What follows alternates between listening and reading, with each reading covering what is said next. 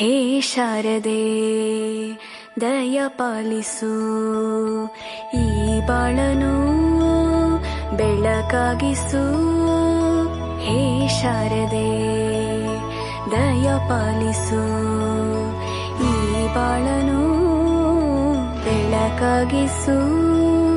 ನಾಳೆಗಳ ದಾರಿಯಲೇ ನಂಬಿಕೆಯ ನೆಲೆಯಾಗಿರಿಸು, ಮುನ್ನಡೆಸು. ಕೈ ಹಿಡಿದು ನಾವಾಡೋ ಪದ ಪದದಲ್ಲೂ ಸಂಚರಿಸು.